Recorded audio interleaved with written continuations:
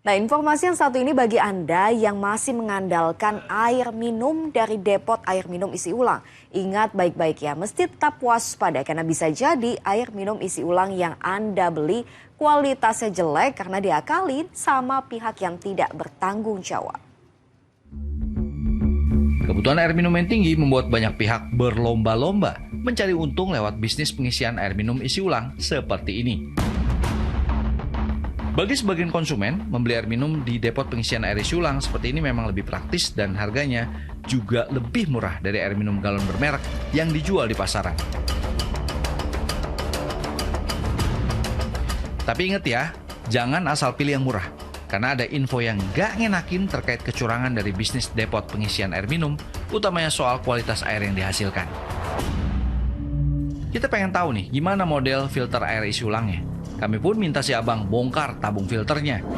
Om, tapi kok ini sih warnanya udah mulai gelap kayak gini, terus agak kotor gini, dekil. Ya namanya juga kan dipakai. Namanya kan pakai plastik kotor lah. Ini terakhir ganti kapan nih? 3 bulan yang lalu. Udah 3 bulan? Iya. Kok selama itu sih? Namanya juga kan banyak yang beli kan nggak sempat untuk bisa ganti itu, apalagi untuk ngomong-ngomong sepi kan susah. Woilah, standar level aman ya simpel banget. Cuma dilihat dari tampilan airnya doang guys. Kalau ternyata ada bakterinya gimana coba? Lihat modelan filter yang udah dekil gini, meragukan bos. Kacau ini mah. Kelihatan banget buat ngakalin konsumennya. Dari tabung filter ini, pipa airnya nyambung ke filter besar yang berisi pasir karbon untuk menyaring bau-bauan. Air kemudian diarahkan ke alat ultraviolet. Sebelum itu kan kita ke ultraviolet dulu, lalu setelah proses terakhir, nah kita langsung pengisian ya. Fungsinya kan tiada lain untuk mematikan bakteri atau sekedar untuk melemahkan lah. Tapi nggak nyala nih Pak ultravioletnya? Iya sih, udah lama gitu, nggak dikontrol. Lah, lampu UV mati kan udah kagak ada fungsinya. Padahal kan ini komponen yang krusial banget buat ngebunuh virus dan bakteri. Kalau modelannya gini, kayaknya kudu dicek deh air baku yang ada di tampungan torennya. Torennya agak kotor sih Pak, belumut kayak gini Pak. Ya jelas, sama juga kan ini penampungan. Tiap hari apalagi kalau ada apa sih, masih kotoran yang itu dari pompa itu kayak ada apa karatan atau lumut, itu suatu aja.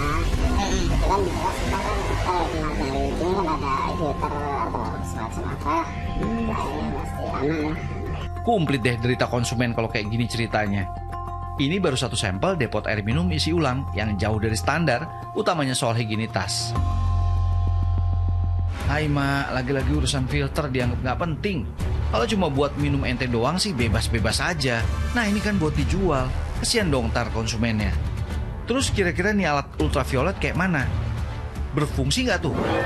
Pak, tapi kalau lihat kok ini nggak nyala ya Pak lampunya ya Pak ya? Iya sih, udah 3 bulan kayaknya ada yang pasat ya lampunya. Lampunya yang konslet apa memang ininya yang mati nih Pak? Lampunya.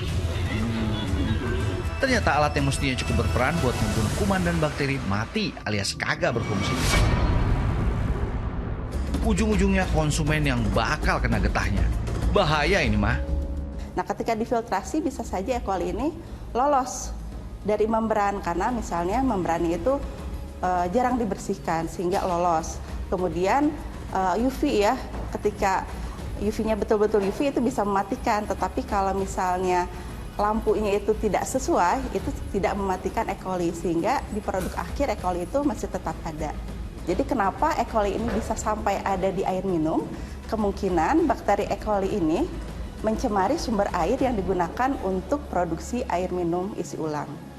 Nah, E. coli ini kalau misalnya terkonsumsi itu akan menyebabkan diare akut ya. Jadi sakit perut, biasanya disertai demam, mual dan muntah seperti itu. Bahkan pada kasus yang parah, jika E. coli itu tipe E. coli patogen tertentu itu biasanya sampai menyebabkan pendarahan. Nah, kalau secara sederhana ketika kita di rumah misalnya, itu pemanasan itu bisa efektif membunuh E. coli ya, asalkan pemanasannya bisa mencapai suhu 100 derajat atau ketika airnya itu mulai mendidih. Biar makin ngerti, catat ya, ciri-ciri air mineral yang sehat.